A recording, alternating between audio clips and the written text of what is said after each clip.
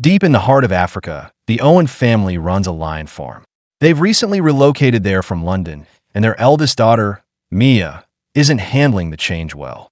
She longs for her old life and friends, and keeps her distance from the animals on the farm, refusing to even be in the same room with them. Her younger brother Mick, who struggles with his mental health, is the exact opposite. He's fascinated by the animals. At school, Mia continues to get into trouble, mostly because she feels isolated and hasn't made any new friends. Her mother, Alice, worries about her, but her father, John, grows frustrated. He urges Mia to appreciate the beautiful place they now live in, but his words fall on deaf ears. One evening, Mick experiences another bout of night terrors, and Alice calms him down by telling him a legend. The story of Shangan Shaman who foretold the birth of a rare white lion on Christmas Day. That prophecy seems to come true when, on Christmas morning, John arrives with a newborn white lion cub. They name him Charlie. White lions are incredibly rare, 1 in a million, so Charlie's arrival is a major boost for the farm's potential to draw tourists. But Mia shows no interest in him at first. Later, Mia tries to video chat with a friend back in England, but he's unavailable. The rejection leaves her in tears. As she cries, Charlie approaches to comfort her. Though reluctant at first, she eventually reaches out and pets him. She even smiles, until Mick teases her, and she quickly denies enjoying the moment. Her frustration returns when she tries to practice soccer outdoors, and Charlie bursts her ball after stealing it. Annoyed, she picks him up and storms into the house, complaining to her family while John tries to defuse the tension by offering her some pancakes made by their housekeeper, Jody. One morning, Mick dozes off while feeding Charlie, and the cub wanders off to find Mia. At first, she's unsure how to handle him, but slowly, Charlie wins her over. She begins taking responsibility for feeding him, and through that, their bond deepens. From that day forward, Mia, Mick, and Charlie start spending every afternoon playing together. By the time Charlie is 4 months old, he's doubled in size and become Mia's closest companion. He's obedient, playful, and fully trained to follow her lead. Alice notices that Mia still sleeps with Charlie beside her and gently reminds her that it won't last. Charlie will soon be too large and too dangerous to keep indoors. One night, Mia hides under her blanket, reading a book about lions by flashlight. Charlie starts pawing at her, unsettled by the light and movement, but Mia isn't afraid. She senses it's just part of their communication. That moment sparks something in her. Feeling more connected to Charlie than ever, she starts venturing out to visit the other animals on the farm and begins tagging along with her father on his feeding rounds. During one of their rounds on the farm, Mia takes the opportunity to ask her father how they actually earn money from the place. John explains that once the guest house is completed, they'll attract tourists, filmmakers, and researchers. In the meantime, they also make income by selling lions to zoos and private breeders. Alarmed, Mia insists that Charlie must never be sold. John shrugs off her demand, reminding her firmly that no matter how close they are, a lion is still a wild animal, not a pet.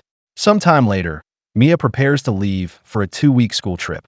Because she'll be away, Charlie needs to stay in the enclosure with the other lions. As one of the workers comes to collect him, Charlie resists and scratches the man's arm. Mia wants to stay and calm him down, but can't risk being late, so she leaves with a heavy heart. The employee ends up using a chain to guide Charlie inside the enclosure. During her trip, Mia can't stop thinking about her lion. She's distracted during activities and even loses focus during the soccer match she's playing in. Back at the farm, Charlie clearly misses her too. He stops grooming himself, refuses to eat, and doesn't even react when the other lions bother him. Mia's class visits an abandoned prison on an excursion, and the image of the cells makes her think of the lion enclosures back home. Overcome by the thought of Charlie locked away, she decides to run. Escaping from her teachers, Mia hitchhikes her way back. By the time the school notifies Alice about her disappearance, Mia is already home, singing softly while she feeds Charlie again. As Charlie reaches his first birthday, he grows larger than Mia, but still curls up next to her like an oversized lapdog. Jody sees them together and expresses concern for Mia's safety, but Mick assures her that Mia has Charlie under a spell. However, Charlie's increasing size starts causing more problems around the house. He's now tall enough to reach the dinner table and helps himself to food from the serving bowls. He even chews up the television and enjoys chasing the animals Mick looks after. Fed up with the chaos, John yells at Mia for the mess and demands that Charlie stay outside from now on. One afternoon, while watching lion documentaries, Mia receives a video call from her friend in England. This time, she's the one who declines the chat. A few minutes later, screams echo from outside. Mia rushes out and finds Charlie has scratched a tourist. He was overwhelmed by the sudden crowd and panicked. Mia tries to explain what happened, but her father refuses to listen. She ends up yelling in front of the guests, insisting that Charlie was only scared. To avoid more embarrassment, one of the employees leads the tourists away on a walking trail, while an angry John pulls Mia back inside. He reminds her that they can only help the lions if the farm turned a profit, and then sends her to her room. The next day, John gets a visit from Dirk, a man with an unsettling charm who is a little too familiar with Alice. Dirk expresses interest in doing business with their lions, but John tells him he no longer wants to be involved with him. Mia continues to spend time with Charlie, though now only in his outdoor space. One afternoon, Alice notices scratch marks along Mia's arms and gently asks her to stop playing with the lion. Mia pushes back against her mother's concern, insisting that Charlie is just learning how to control his claws and that their bond is built entirely on trust. To prove it, she lets Charlie leap on her from behind, something that's normally off limits. Alice is startled, but it turns out they're just playing. That evening, the family heads out to celebrate with dinner. In her rush, Mia forgets to properly secure the enclosure, leaving it unlatched. While they're gone, Charlie manages to slip out. The celebration is for a good reason. The farm has finally turned a profit. Their grandfather had once mismanaged it, which led the family to move to London until they were ready to return and fix things. But when they arrive back home that night and see the enclosure door hanging open, John immediately calls the staff and sends them out to search for the missing lion. Mia is ordered to stay behind, but as soon as the others leave, she sneaks off to join the search on her own. She tries to open the gate to the wild area, but new lock blocks her path. She considers climbing over until Mick appears and warns her that the fence is electrified. Thankfully, Mick has an idea. He calls out to one of his elephant friends, who uses its giant foot to smash the lock. The two siblings slip into the reserve and quickly find Charlie, who had wandered off to rescue one of Mick's animal companions. One of the farm workers stumbles upon them as well, and, instead of reporting them, shows mercy, escorting them back to the house before John realizes they were ever gone. Time passes, and by the time Charlie turns 2, he's a fully grown lion. Mia, despite strict orders from her father, continues to spend time with him, sneaking into his enclosure and even playing music for him while sitting in an old, rusted car. One afternoon, she convinces Mick to join her inside the pen. At first, everything goes smoothly until Alice spots them. Panicked, Alice shouts for John, who arrives with a tranquilizer gun. The noise and tension frighten Charlie, and in the chaos, he accidentally knocks Mick over. Mick hits his head, prompting the parents to call in a doctor. Thankfully, Mick isn't seriously hurt, but the incident pushes Alice and John past their breaking point. When Mia insists that the accident was their fault for scaring Charlie, not the lions, John loses his patience. He declares that it's time to sell Charlie. Alice, seeing how devastated Mia is, begs him not to. John eventually agrees to let the lions stay, on one condition. Mia can never go into the enclosure again. A year later, Alice and Mick return home from therapy, but Mick is in an unusually foul mood. His sessions have been disrupted due to a change in doctors. Curious and concerned, Mia asks Alice what's going on, but her mother refuses to talk about it. Determined to understand her brother's struggle, Mia decides to go speak with Mick herself. Hoping to lift Mick's spirits, Mia reassures him that he's far from useless, reminding him of all the animals he's cared for and helped. To cheer him up further, she brings him outside to show him something she's kept secret. Quietly sneaking into Charlie's enclosure, Mia reveals that she's continued to visit the lion every day, in defiance of their father's orders. The moment Mick sees the bond between Mia and Charlie, he's stunned. She tells him that the old tale is true.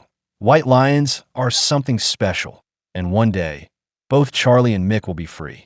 Wanting to hold on to the memory, Mick records the entire encounter on his phone. That evening, the family shares a light-hearted moment when one of Mick's animal companions surprises Jody by hiding in one of her flower pots, sending her into a mild panic. It's such a joyful moment that John offers to take Mick's phone to record it. While browsing through the footage, John stumbles upon the video of Mia inside Charlie's pen. Furious that she's disobeyed him again, he makes a snap decision. Charlie will be sold to the first buyer who offers. Charlie is relocated to a new enclosure with the other fully grown lions. Heartbroken, Mia sneaks out to see him and whispers a promise. She will come back for him. She ends up falling asleep beside the fence, and when morning comes, she wakes to the sound of a truck arriving. John and the staff are preparing to sedate and transport a lioness for sale. Seizing the moment, Mia climbs onto the truck and hides. She rides all the way to the buyer's location, and what she finds horrifies her. The lions are being delivered to a business run by Dirk, who offers a safe hunting experience to tourists. They can pay to shoot a lion in a closed-off area and take home the head as a trophy. John appears just as uncomfortable, but Dirk reminds him that this is the deal keeping the farm afloat. Backed into a corner, John agrees to return in 2 days with Charlie. Shaken to her core, Mia returns home and dives into online research. She discovers that many African sanctuaries survive by operating in this same legal, but morally gray way, sacrificing one animal to protect many. Realizing her father has been part of this system eats at her. She can't even face him at dinner, choosing instead to leave the table without saying a word. Later, Mick checks on her. With nowhere else to turn, Mia tells him the truth about what she saw and what she's planning. Her mind is made up. She's going to escape with Charlie and take him to the Timbavati Game Reserve, a sanctuary for white lions. Mick agrees to help. He lays out a rough plan for the journey. 2 days traveling by car, followed by 5 or 6 days on foot through the wild. Mia packs as much food as she can into a bag, and Mick gives her all the money he's been saving. That night, while the rest of the household sleeps, Mia quietly slips away. She's caught by Jody, only to find that Jody isn't there to stop her, but to help. She hands Mia the keys to the enclosure. Mia frees Charlie at last, and before they go, she unlocks the pens of several other animals too, granting them all a chance at freedom. Mia releases the other animals for a reason. When her family wakes up the next morning, they'll be stuck inside corralling them until the staff arrives, buying her precious time and distance. Once the escapees are rounded up and returned to their pens, John races off in his truck to track Mia down. Mick, following their plan, quickly texts his sister to warn her. Everything unfolds as scripted. When John finally locates the truck, he's so focused on Charlie that he doesn't notice Mia slipping up behind him. She snatches the tranquilizer rifle, calls him out for his lies and complacency, then fires a dart that puts her father to sleep. With John safely unconscious, Mia commandeers the vehicle, letting Charlie ride hidden in the back. She sends Mick a pin with their father's location so he can be retrieved, but John wakes up soon after and alerts the police.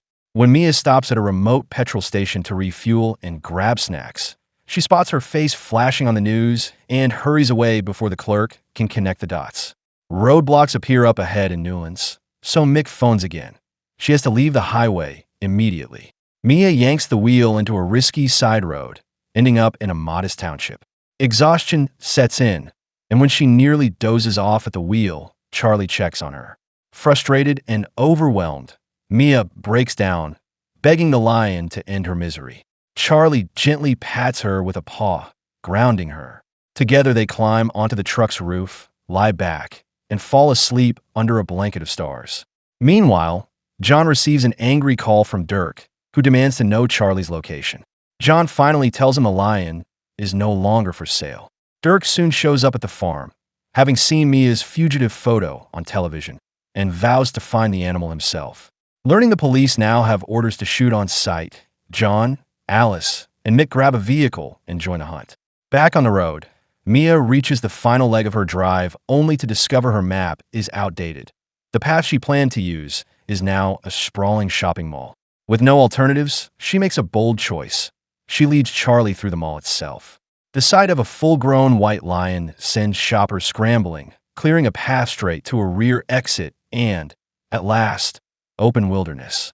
Charlie revels in the freedom and quickly brings down prey, giving Mia fresh meat to stash for later. That night, she sleeps high in a tree, but by morning Dirk has caught up.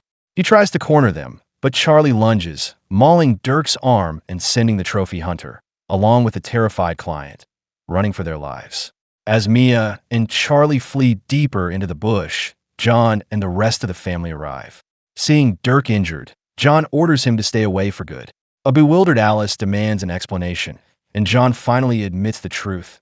Mia found out about the can hunting business. The revelation sparks an argument, especially painful because Mick once witnessed a kill, the trauma that drove the family to London in the first place, and John had sworn nothing like that would ever happen again. Mick finally speaks up, cutting off his parents' argument. He reveals that Mia's goal is to bring Charlie to the Shangan People's Reserve at Timbavati. By now, the journey has taken a heavy toll on his sister. Mia is badly sunburned, exhausted, and nearly out of supplies. When they reach the reserve's boundary, she collapses, unable to go any farther. Charlie, sensing her limits, begins the final stretch alone. Moments later, Mia's family and a convoy of police arrive, armed and ready to fire. But John remembers Mia's words about making a real difference. In a decisive act, he steps in front of the officers, shielding Charlie and buying the lion just enough time to cross the bridge into Timbavati, where he will be protected by law. With Charlie safely inside the sanctuary, Mia reunites with her family. Months pass, and the Owens return to the reserve as visitors. Together, they watch Charlie roam freely, now fathering a brood of healthy cubs, proof that their fight was worth it. A final note lingers. Over the last century, Africa's lion population has plummeted by roughly 90%. Lions are not officially classified as endangered, yet at this pace, they could vanish from the wild within 20 years.